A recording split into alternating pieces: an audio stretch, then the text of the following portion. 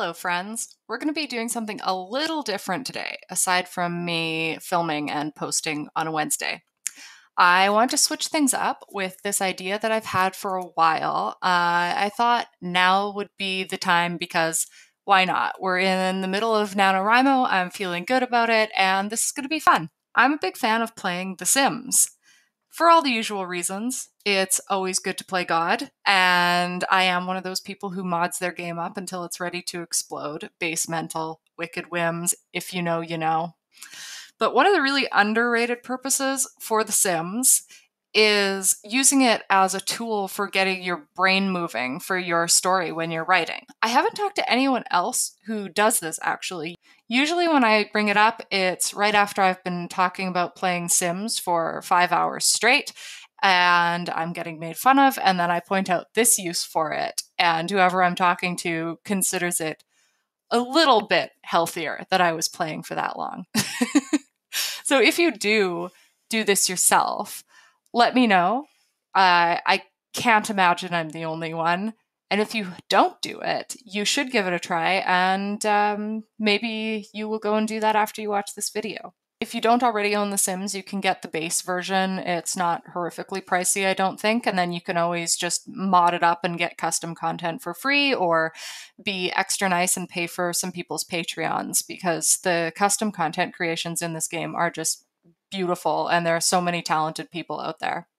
It is pretty amazing what will come to mind while you're doing this, and if you think about it, it really makes sense that it would be helpful, because you're building your character who's usually living in your mind. You're building them three-dimensional from the ground up. You're adding traits, albeit minimal options for those. Plus, if you go further, you're going to be building the world that they live in. You can build their house, you can build community places that they would be going to, and then you can watch them exist in there. I've actually changed parts of some of my stories because of what I've seen in my game and just the direction that it's gone in. So it is a tool that I highly recommend, and it's a fun one too. So let's get into it. I'm going to be doing Create a Sim for 3 of my main characters today: Aeres Cadogan, Cami Berman, and Charlotte Devon.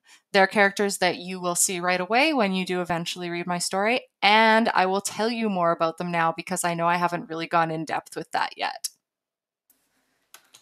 Alright, so we're jumping in with my MC first. I hope that my mic is okay here. I already did a recording of this, and there was a lot of static every time I breathed out, which was just insufferable. Eris traits here. She wants to be a painter, she's childish, she appreciates art, and she's self-centered. I had thought I forgot to put freckles on her, but it looks like I did, and then I removed them, which is smart. So I'm going to have to go back in and put them back on her, because she does have freckles. So Eris is 19 years old, she's 5'5", and she's got natural reddish-brown hair, not in this style. You'll see it change soon. Amazingly, she's never dyed it, which is funny, considering she is a fairly rebellious character. She's slight, pale, and looks young for her age. And, of course, she is a witch, as I have mentioned before. This means that she can access the natural veil and is aware of souls and the dreaming. In my world, when someone dies, their soul essentially collapses into their subconscious and they live in dreams for the rest of eternity. So everything you're gathering through your life goes into your subconscious, and that's what you've got to work with for the afterlife as well. You're not going to, experience anything too new that other than, the weird stuff that already appears in your dreams. But with witches, with normal people, this isn't something they can control, except maybe after a long time if they clue in and realize what's going on. But with witches, it's guaranteed that they can control it. And they can also go into the dreams of other people, so they can travel between subconsciouses, consciousnesses? This light is heating my brain up today.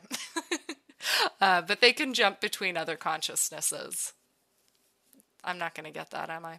It's one of those words that I'm going to say enough times that it just sounds like nothing eventually.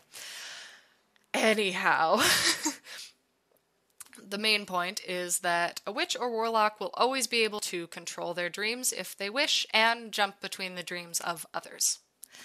Aeres' form of dress, as you can see, is revealing, messy, too short slip dresses, fishnets, lots of bracelets, necklaces, paired with more practical combat boots. She's not one for looking dressy, wearing heels, and she will wear oversized jackets when it's cooler out. She speaks quickly and quietly with quite a bit of sarcasm thrown in, but when people first meet her, they don't really notice that, so she could be making fun of someone and they won't even know it. She's claustrophobic, though has a fair bit of bravado, which makes her friends and family just assume that she's not, because she'll just throw it in and be like, I'm claustrophobic, and they can't really tell if she's joking or not. Her pet peeve, she has a few of them, but her biggest pet peeve is ignorance in general. She doesn't like slow thinkers or speakers, and she's very impatient. She also has little respect for someone who can't argue or debate or who falls apart in a situation like that. And she is not someone who follows the rules generally. Also, she is sensitive to sound. She hates loud chewing. She has misophonia. Honestly, there's a lot that bothers Eris. Her relationship with her parents isn't great, and that's one of the major themes of the novel, but I won't get into it too much because I would like you to read the novel at some point. She has one best friend named Cami, who she's known since she was 5, and the two are inseparable. Cami's the character that I'm going to show you next, and as I am new to Bandicam, as you can tell with the watermark still being there, I failed on Cami's recording and had to go back in and just do turnarounds of the character after the fact, so you don't get to see the whole CAS experience. I'm sorry. So we'll wrap up. Eris here. Also with these characters, I am basing them off of actors and public figures, like known people. So if you think you know who I'm basing any of the characters off of, let me know. I'd be curious to see if anyone can guess them correctly. I think for this one for sure, no one would. Probably not for any of them because I did take a little bit of liberties, but I think there's still a vibe of the original actors. And there's Eris and some of her outfits. So this is Cami. As you can tell, she's a really, really beautiful sim, a beautiful character, which is why I didn't want to go back in and redo the whole create a sim over again.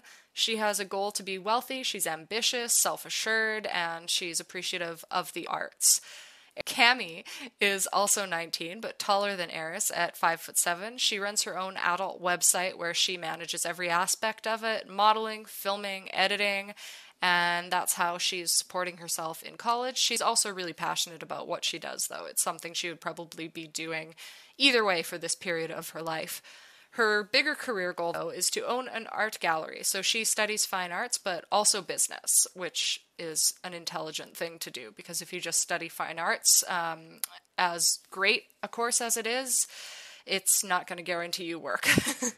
While she tends to appear more chic and fashionable, she can also switch to more of a funky style, and she has a cheeky slang way of talking. She's super outgoing, more so than Eris, and is absolutely one of those ride or die kind of friends. So this is her turnaround. We're going to go into Charlotte, who's Cami's girlfriend, but I'll just wrap up with Cami's one of those people that you just look at and you envy her because it seems she's got everything sorted out through her confidence and ease of planning out her life. You can just tell that she's going to be successful. She does have her share of adversity, though, as a POC sex worker who is also a lesbian. So this is Cami's girlfriend, Charlotte. She's very cute, I think. Very alternative, stands out as opposed to the others whose styles are a little less goth, a little less makeup-y, stuff like that. She's also employed in the adult industry. She and Cami met online and were happy to find out that they lived in the same city. Her style of work is a little different compared to Cami, though. She does camming rather than running her own website and doing the whole cinematography side of things. She just hops on her webcam and does group shows and sometimes one-on-one as well. Cami is always trying to get her away from that side of things because parts of it are really, really frustrating, but Charlotte's built her brand that way, so she's not about to do that. She's only in school part-time and hasn't yet decided what she wants to do with her life long-term. She is incredibly romantic. She believes Cami is her soulmate, and the relationship is her main focus in life right now. She'd much rather spend a night out with her girlfriend than think about what the next 5 years holds for her career-wise. When she looks 5 years down the road, all she sees is Cami. A talented painter, Cami's view for Charlotte's future involves shows at her gallery. So Cami isn't too concerned about Charlotte's lack of focus on the future. She thinks that they will be all right. She's got it covered. Of the trio, Charlotte is the quietest. So while Cami's an extrovert, she's definitely more of an introvert, and Eris falls somewhere in between, which makes for their dynamic to be a really good one because they're all pretty leveled out. Writing up this description, I've been realizing that I haven't fleshed out this character as much as I should. Like, I've got her appearance, I've got her general vibe in my head, but I should be adding a bit more to that. I think there's a reason why I haven't fleshed her out a ton that I won't get into right now because spoilers. But I think it's important to flesh out every character that you're writing to a certain extent anyway. Maybe not like a 50-page interview on them, but a bit more than I've got here for Charlotte. I'm sorry, Charlotte. So here we've got her formal wear. I have divided these up by the everyday, formal, athletic, etc., but some of them are just outfits, like a variety of outfits that they would wear, like their party outfit they might even wear every day, because they all are not too concerned about dressing in the appropriate thing for every situation. So if you are a simmer, by the way, and you see anything in here that you would like to be equipping your Sims with, just let me know. There's too much that I use to credit everyone in the description, but I do tend to keep my stuff fairly organized by creator of the custom content. So if you see, I don't know, like this jumper that she's wearing and you want that, let me know and I'll see if I can hunt it down through my folders. But as you can tell, I have a really ridiculous amount of CC, so I can't guarantee it, but I will try my best for you. I've built this over quite a few years, so there's a lot in here. I would like to credit everyone, but apologies that I've not done so. Oh, I want Charlotte's wardrobe so bad. I have some of these things, sort of, like the bat boots. Ooh, and we had a break in recording. That's also what I get for using trial software. If I do another one of these videos, I will be doing better on it, but since, as you can tell, this isn't my norm for my channel so far, so if it completely tanks, then I'll just drop it or maybe start a second channel for gaming content. But since this pertains to my writing, I thought it would be fun to share on here, especially as a bit of a breather in the thick of NaNoWriMo time. To wrap this up, I guess I will just tell you, since we're at the halfway point of Nano now, I hit 20k words yesterday, which was really exciting, so I'm still going strong, and I'm really happy with that. I'm still working on getting my sleep schedule back in order after vacation, but at least the productivity hasn't suffered. I'm one of those people who will always take being kind of tired and run down, and at least I'm productive over being well rested, which I'm aware. It's not the healthiest thing in the world, but it's not terrible if you're doing it for little periods of time. I don't think, anyway. So we're going to wrap Charlotte up here now, and with her winter wear, just trying out some options here. I also kept forgetting what the others were wearing and being like, oh no, I can't put the same thing on them. So this will wrap up her outfit, and then I'll do some turnarounds so you can check out the completed look. And that's the Create a Sim for a time when demons.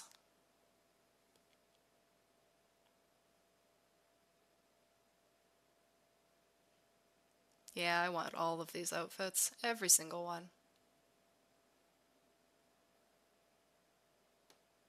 So, what did you think of that? I hope you had fun hearing more about my characters and watching me build them in The Sims. I really liked doing this video. It was something new to learn with editing and filming for sure, but now I've got it down. So if you like this, I will definitely be doing more videos like this. I'll create more characters, I'll do some building, maybe some gameplay too.